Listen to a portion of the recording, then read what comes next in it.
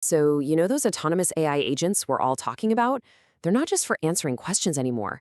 They're on the verge of totally changing our economy by doing things like negotiating deals and even buying things for us. But what actually happens when you unleash them into a real competitive marketplace? Well, that's the massive question a team from Microsoft and Arizona State University decided to tackle.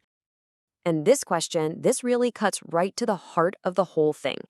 We all kind of assume that our future AI assistant will be this perfect, super rational shopper working just for us. But what this research found might make you rethink that future. Big time. Okay, so first, let's talk about the utopian vision, right? The dream of a perfect market. The big promise is that these AI agents can finally fix online shopping, doing all that tedious work for us to find the absolute perfect product or service we need. So, what even is an agentic market?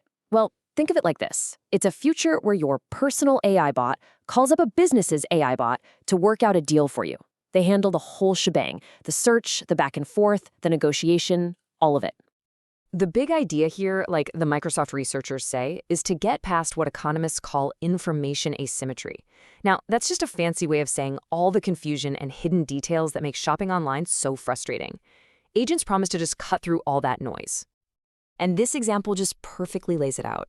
I mean, imagine trying to find a contractor with that exact list of needs using a search engine today. Good luck, right? It's almost impossible.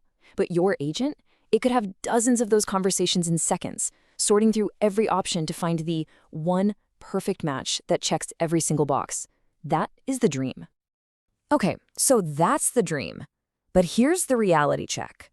You can't just let these incredibly powerful AIs loose in the real economy with real money without knowing how they're going to act. What if there are bugs or weird biases we don't know about? How do you even test for that safely? And that is exactly why this research is so important. The team knew we desperately needed a safe place, a sandbox, a simulation, to really stress test these things. And that's precisely what they built. They called it the Magentic Marketplace. Think of it as a crash test facility, but for the future of our economy. It's designed to model everything from start to finish, from a customer's AI searching for something, to negotiating with a business's AI, to actually making a payment. And the best part is, researchers can swap different AI models in and out and change the rules of the game just to see what breaks. So, what did they find inside this digital sandbox? Well, the first piece of news is actually really good. It turns out that when you create the perfect, ideal conditions, these AI agents perform brilliantly. To figure this out, they set up two different scenarios. Think of it as an easy mode and a hard mode. In the easy mode, called Perfect Search, the AI was basically just handed the three best possible options on a silver platter. But in the lexical search, the hard mode, it was thrown into a messy, realistic search engine and had to figure it out for itself. And when you look at the results from that easy mode, wow, they were stunning. The top-tier AI models got incredibly close to the best possible outcome for the consumer, almost a perfect score. So this proves the potential is absolutely there. The dream is real.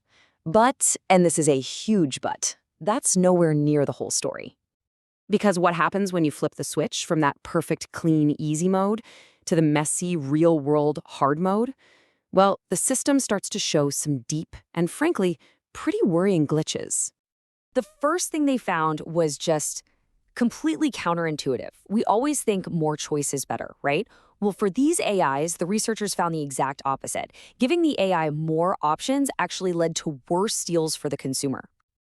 And I mean, just look at these numbers. When the options jumped from just 3 to 100, consumer welfare took a nosedive for most models. For Sonnet 4, it dropped by over 65%. The theory is that trying to handle too many conversations at once just confuses the AI, and it gets so overwhelmed that it just grabs a bad deal to make it all stop.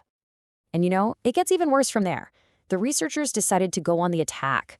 They started actively trying to trick the agents using all the classic marketing scams, fake reviews, limited time-only pressure, but also more technical hacks like prompt injection to try and hijack the AI's core instructions.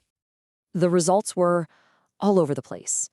Some of the most advanced models were actually pretty tough to fool, but others, even really sophisticated ones like GPT-4o, were shockingly easy to trick. And in the worst cases, with a strong prompt injection, they were completely compromised. I mean, literally sending all the consumer's money straight to the attacker. That is a huge red flag. But believe it or not, all of that, the confusion, the manipulation, it wasn't even the most critical finding.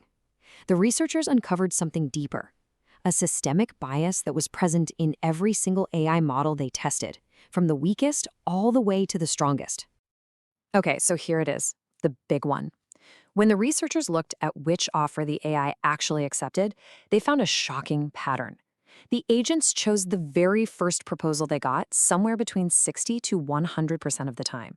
They didn't wait. They didn't compare it to the second or third offers that came in just moments later. They just grabbed the first thing they saw.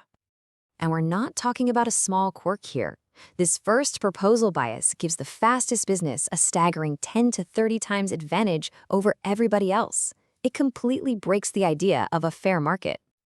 And this quote from the paper just spells out the terrifying conclusion. If this bias holds true, we could be building a global economy that doesn't reward a better product or a better price or better customer service. It rewards one thing and one thing only: having a faster bot. The entire game shifts from quality to pure speed. So, where do we go from here? Look, these findings aren't a reason to panic and give up on the whole idea. Instead, they're a massive wake-up call that we have to be incredibly careful and thoughtful about how we build these future marketplaces. So let's just quickly recap the major problems. We've got agents that get overwhelmed by too much choice. We've got agents that can be tricked into bad or even dangerous decisions. And we have this fundamental bias baked in that rewards speed above all else. So the path forward isn't necessarily about making a smarter AI. It's about building smarter systems around them. The marketplace platform itself has to act as a safety net. It needs guardrails. If we know agents are probably going to pick the first offer, then the platform has a duty to make sure that first offer is actually a good one. And for really big decisions, the AI should be an assistant, not a replacement for a human. Which leaves us with this one final, massive question we all have to answer. As we build these new systems, what kind of economy do we actually want? Is it one that rewards quality and value and real service? Or are we building a world where the only thing that matters is being a few milliseconds faster than the next guy? Thanks to this research, at least now we can start making that choice with our eyes open.